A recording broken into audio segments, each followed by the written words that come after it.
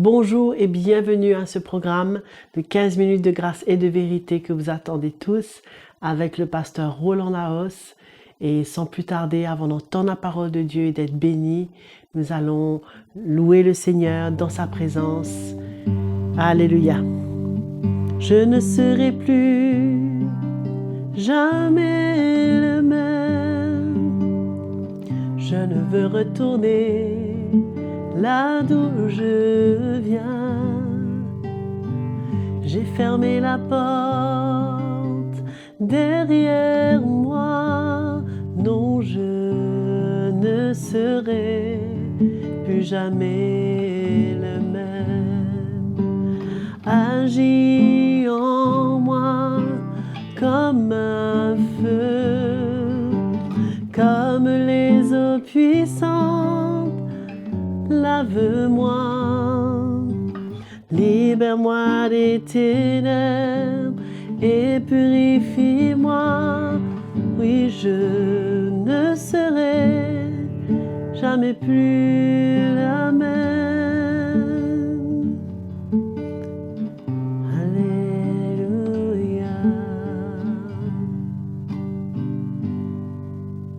Merci Seigneur, c'est une grâce de pouvoir louer le Seigneur, savoir qu'il nous a transformés et libérés. Passons maintenant à la parole de Dieu. Bonjour à tous, mes frères et sœurs. Heureux de participer à cette session avec vous autour de la parole de Dieu dans ces 15 minutes de grâce et de vérité. Je vous rappelle que nous sommes dans une série concernant la vie et le comportement du chrétien. Et je veux remercier Joël pour sa louange et pour le temps qu'elle met pour nous aider avant ces sessions. Nous avons parlé déjà que notre foi n'est pas vain, notre travail n'est pas vain. Aujourd'hui, nous voyons que nos souffrances ne sont pas vaines. Souffrir pour Jésus, c'est la volonté de Dieu. Dans Philippiens, chapitre 1er, versets 28 et 29, la parole nous dit que nous sommes sauvés. Il nous a donné la part, non seulement d'être sauvés, mais de souffrir avec lui, pour lui. C'est une grâce pour nous, mes frères et sœurs, ceux qui ont connu le salut en Jésus-Christ. D'être sauvés, mais de souffrir pour lui. Nous voyons que c'est une souffrance intérieure aussi bien qu'une souffrance de l'extérieur. Quand nous lisons dans 1 Pierre, chapitre 4, le verset 1er, nous dit « Ainsi donc, puisque Christ a souffert dans la chair, vous aussi armez-vous de la même pensée. Car celui qui a souffert dans la chair en a fini avec le péché. » Nous voyons que c'est une œuvre que Dieu veut faire en nous afin que nous puissions ne plus vivre selon la chair. Et cela est coûteux. Il y a une souffrance qui va avec.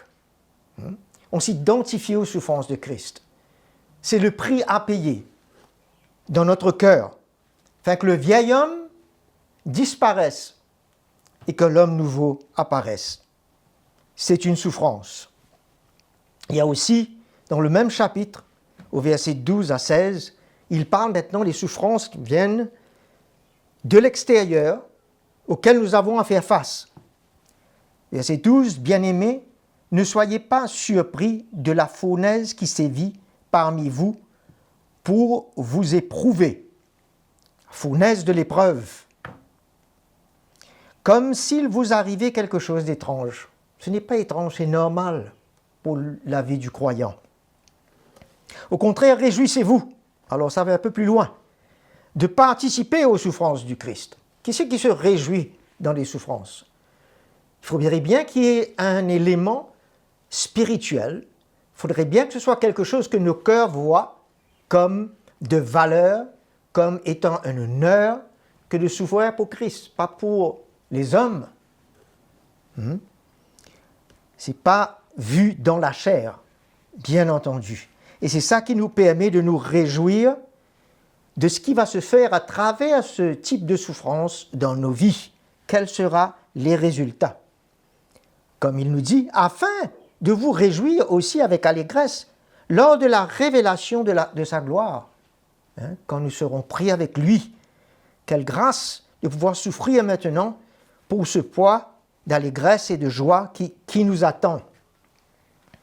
Si vous êtes outragés pour le nom de Christ, vous êtes heureux, car l'Esprit de gloire, l'Esprit de Dieu repose sur vous. Que nul ne souffre comme meurtrier, comme voleur, comme malfaiteur, pour un mauvais but, mauvaise intention, comme se mêlant des affaires des autres. Mais si c'est comme chrétien, c'est-à-dire que nous souffrons comme chrétiens, c'est ça la volonté du Seigneur, qu'il n'en rougisse pas, qu'il n'ait pas honte, qu'il glorifie plutôt Dieu de cette souffrance à cause de ce nom. Nous voyons que c'est un honneur et une grâce. Ne tournons pas nos cœurs, notre regard, ne fuyons pas, n'allons pas esquiver. C'est le plan de Dieu pour notre vie. Et il y a des grandes récompenses qui suivent, des bénéfices, des avantages, quand on accepte ce but au travers de la souffrance. Voyons premièrement un bénéfice. C'est une œuvre qui nous perfectionne. Jacques nous dit, dans le chapitre 1er, le verset 2. « Mes frères, considérez comme un sujet de joie complète les diverses épreuves que vous pouvez rencontrer, sachant que la mise à l'épreuve de votre foi produit la patience. » L'épreuve est tellement importante, les épreuves sont tellement importantes pour pouvoir affermir notre foi, l'éprouver. Mais il faut que la patience accomplisse une œuvre parfaite, afin que vous soyez parfaits, accomplis et qu'il ne vous manque de rien. C'est une grâce. Quand on persévère dans ce moment, on est patient, la patience accomplit son œuvre en nous, nous persévérons et nous voyons qu'on en sort là de plus en plus parfait. Il y a la perfection, il y a la maturité. On devient un homme accompli.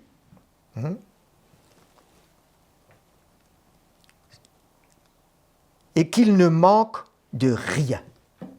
Qu'il n'y ait pas de manque en nous. Parce que Dieu fait son œuvre au travers de toutes ces souffrances. Accueillons cela, frères et sœurs. On voit un deuxième bénéfice, c'est que notre foi et notre amour augmentent. 2 Thessaloniciens, chapitre 1er.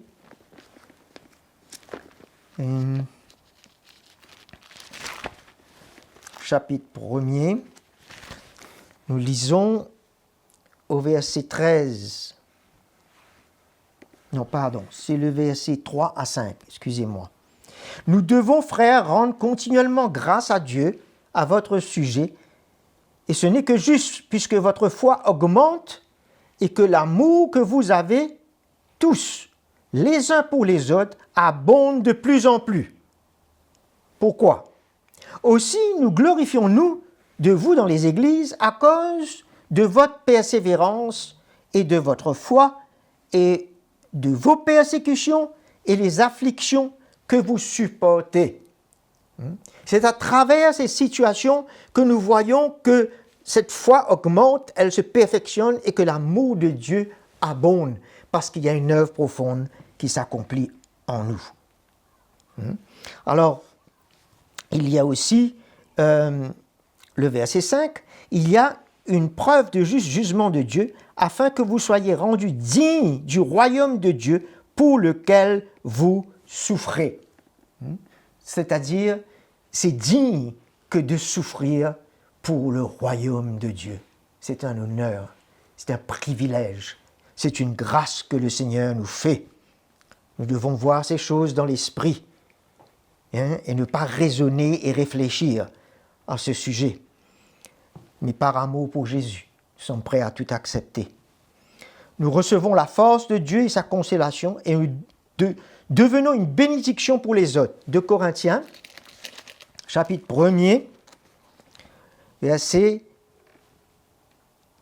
4. Lui qui nous console dans toutes nos afflictions, afin que la consolation que nous recevons nous-mêmes de la part de Dieu, nous puissions consoler ceux qui se trouvent dans toutes sortes d'afflictions. Quand nous recevons cette consolation au travers de l'affliction, nous sommes capables d'avoir un cœur pour aider ceux qui se retrouvent dans les mêmes situations. Car de même que les souffrances de Christ abondent pour nous, de même aussi notre consolation abonde par le Christ. Et si nous sommes affligés, c'est pour votre consolation que nous sommes affligés. Et pour votre salut, si nous sommes consolés, c'est pour votre consolation qui vous rend capable de supporter les mêmes souffrances que nous endurons. C'est une communion dans les souffrances et nous sommes capables de nous aider, de nous consoler, de nous encourager les uns les autres. Nous voyons 2 Corinthiens chapitre 7 aussi, et dans le verset 4 à 6, « J'ai une grande assurance à votre égard, j'ai bien lieu de me glorifier de vous, je suis rempli de consolation, je déborde de joie, au milieu de toute affliction, il déborde de joie.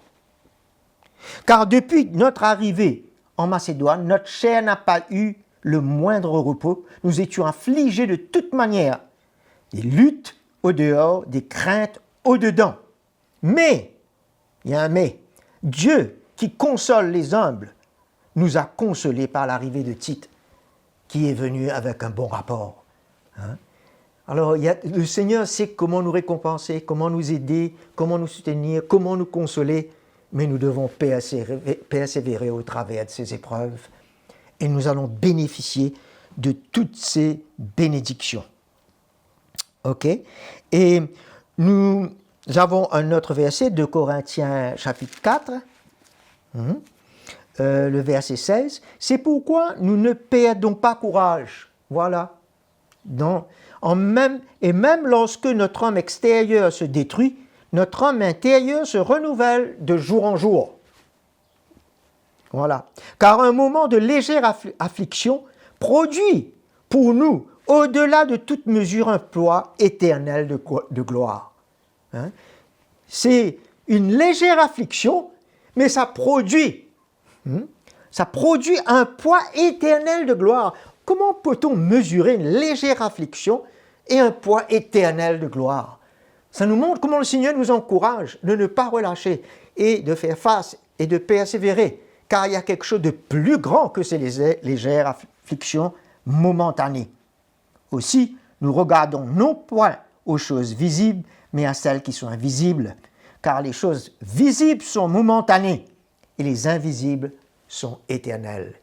Seigneur, emmène-nous à voir les choses invisibles pour faire face aux visibles et aux situations que nous avons besoin de traverser. Pour toi, pour l'Église, pour nos frères et sœurs.